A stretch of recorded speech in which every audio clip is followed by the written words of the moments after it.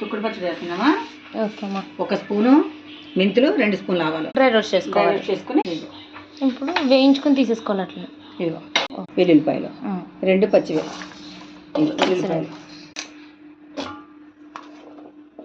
ఇలా కచ్చబచ్చగా చేసుకోవాలి. దీనిలో నూనె వేసుకోవాలి, ఆవాలు వేసుకోవాలి. ఇలా చిట్పట్టుకున్నప్పుడు ఎండుమిర్చి వేసుకోవాలి. నెక్స్ట్ కరివేపాకు. తర్వాత స్టవ్ ఆఫ్ చేసేసుకోవాలి.